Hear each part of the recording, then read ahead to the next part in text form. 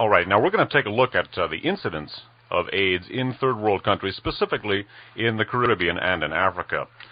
Reading now from the Annals of Internal Medicine, specifically volume 103, number 5, from the Annals of Internal Medicine, November of 1985. I'm going to read some sections from an article, The International Occurrence of the Acquired Immunodeficiency Syndrome by J.B. Brunet, or Brunet, B-R-U-N-E-T, and R.A. Ancelle, A-N-C-E-L-L-E. And reading the introduction to this article, again, from the Annals of Internal Medicine, November 1985. Through December 1984, 9,932 cases of the acquired immunodeficiency syndrome were reported, mainly from North and South America and Europe. 85% of these cases occurred in the United States. Haiti and the United States had the highest incidence rates, 59 and 36 per million population respectively. Rates in the United States range from 0.3 beginning of 1981 to 10.4 end of 1984. Brazil, Canada, Denmark, Switzerland, France, West Germany, the United Kingdom, and the Netherlands show a slower increase. Homosexual men and intravenous drug users are still the main risk groups in the United States and Europe. The disease is prevalent in heterosexual Haitians and Africans, whether they live in their own countries or abroad. Cases of the syndrome have been identified in Zaire, Rwanda, Zambia, and Uganda, but its full extent is not yet known. Consistent with the general history of epidemics, the appearance of geographically separated sites of incidence of the syndrome could be linked to population migrations. However, no evidence has been found to identify an index location. That's by way of general introduction. Now, getting down to the actual incidence of AIDS here, it's worth noting the three highest incidence of AIDS three nations with the highest incidence of AIDS in the world. Again, from the Annals of Internal Medicine, November 85. Rates per million inhabitants show disparities between countries. Haiti and the United States have the highest rates, 59 and 36 cases per million respectively, followed by Grenada, 20 cases per million. Of course, Grenada only has 100,000 residents, so that is only a total of 2 cases, but within that limited population group, that figure is as significant as it would be for any larger group. Again, reviewing the figures, the three highest incidents of AIDS in the world. The first is Haiti, of course. Now, Haiti, up until very recently, was under the thumb of the Duvalier regime, an overtly fascistic, American-supported dictatorship, and, of course, a slightly down-home version of fascism with the voodoo and the Tonton Macoute and so forth. The point being that Haiti was, up until very recently, a U.S.-supported dictatorship. Second highest incidence is in the United States, and the third highest is Grenada. Now, of course, in October of 1983, Grenada was invaded by the United States. The legitimate government of Grenada was overthrown and deposed by American arms. And so it's interesting here that Grenada should have the third highest incidence of AIDS in the world. Fourth highest, by the way, is Trinidad with 13.3 cases per million. But the two of the three countries with the highest incidence of AIDS are U.S.-affiliated totalitarian governments in the Caribbean. The second one, of course, is the United States itself.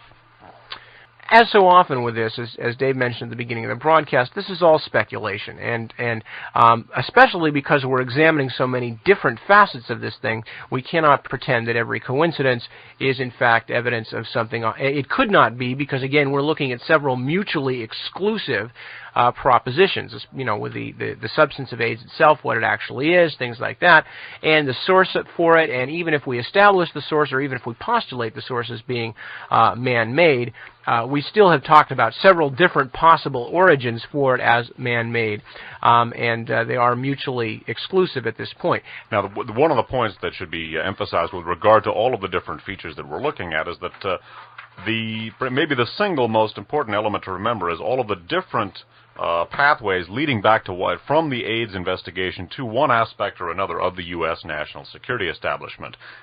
Now, down at the end of this, right after the chart, it says, tracing the course of an epidemic has many of the same elements found in a detective story. Amen. The difference is that there is no murderer to track except the infectious agent itself. No scientific evidence has yet been given to identify the origin of the acquired immunodeficiency syndrome, and the history of epidemics suggests that this mystery may never be solved.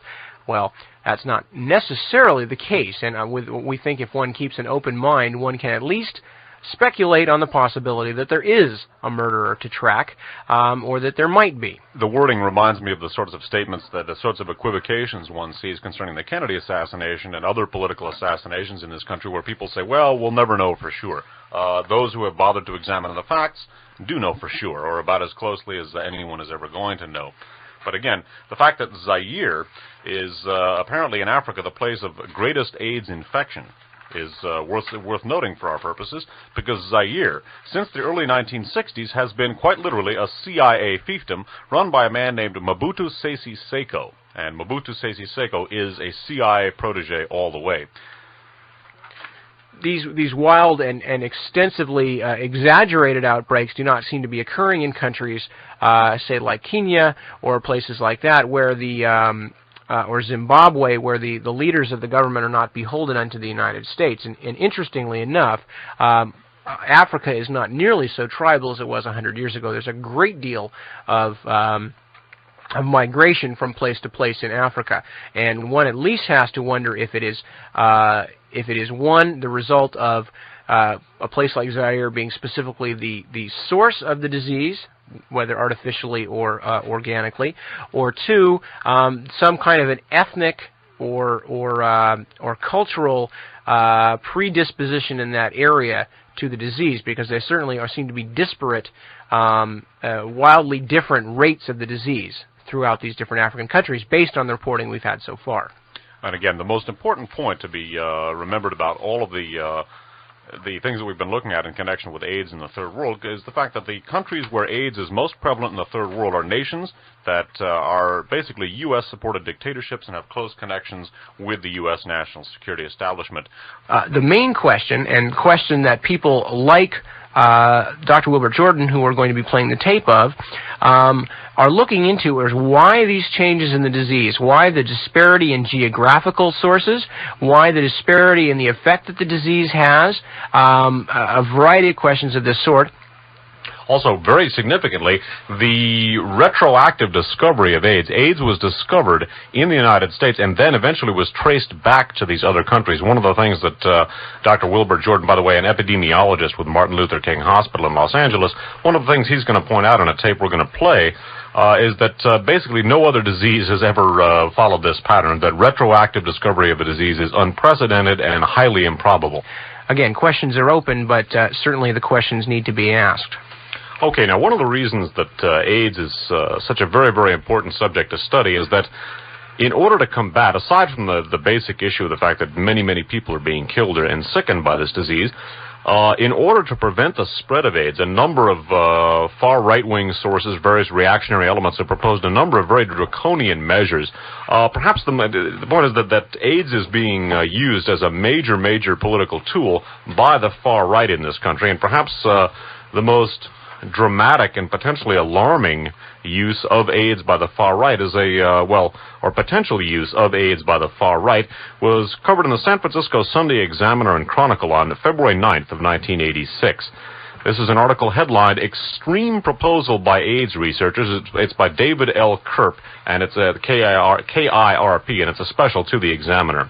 It reads as follows: "The military is seriously considering spending $12.5 million to fund a study aimed at proving AIDS is casually transmitted and at devising methods to control the disease that appear to be constitutionally questionable.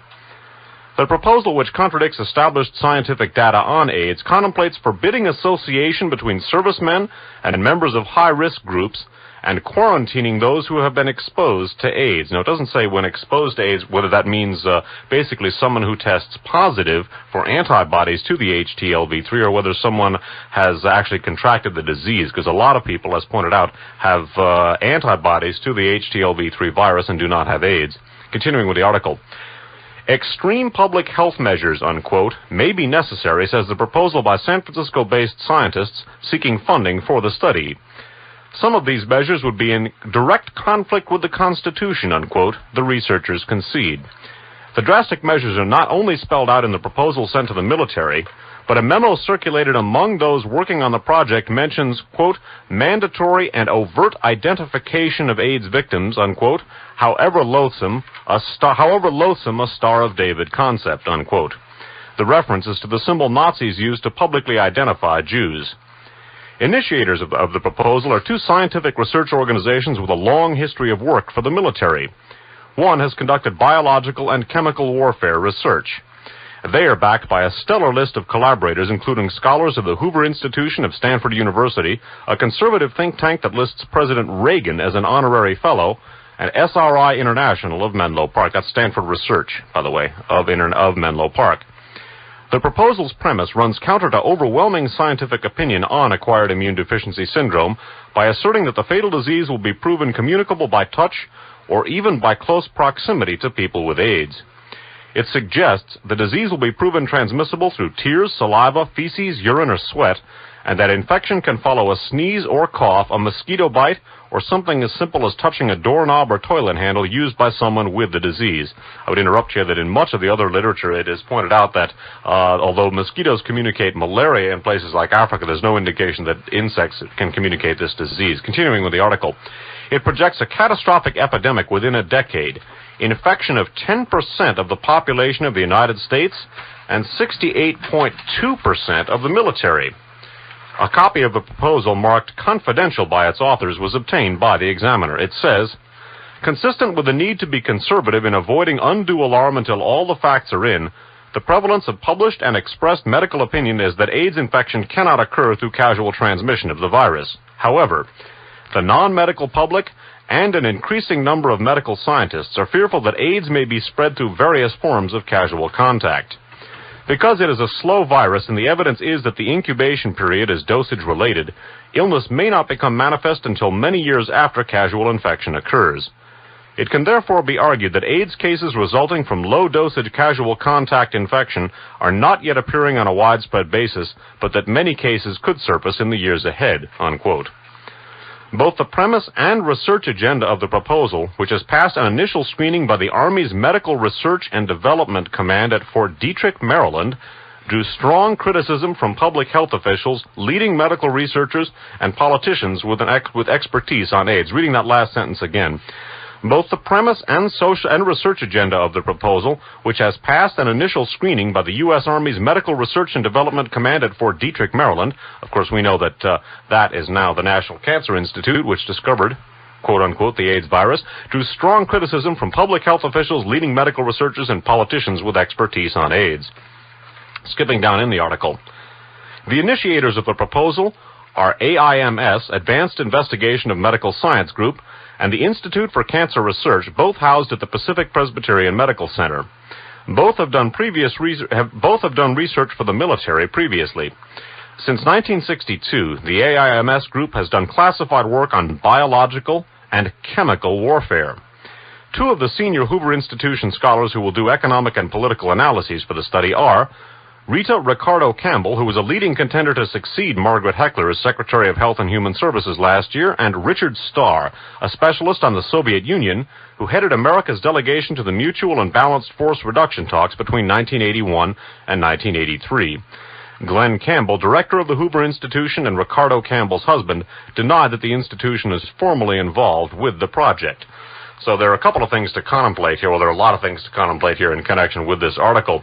Obviously, the fact that the military here, and this is primarily a military or military-associated group of people here, and also, incidentally, people very close to the Reagan administration. The links between the Hoover Institute and the Reagan administration are very close and of long standing, that basically this group is saying, and whether they know something we don't or whether it's being done for psychological reasons, that AIDS may very well be casually transmitted, and they're proposing essentially tossing the Constitution down the drain in order to deal with this. Now, Nip is going to embellish on this here in just a second. One of the things to take note of here, of course, aside from the Fort Detrick connection here, which is front and center with regard to AIDS, it's worth noting that the Reagan administration has been very, very quick to propose restrictions in our civil liberties, and many of them obviously unconstitutional, and it's worth thinking about the possibility that if AIDS has been deliberately spread by our government,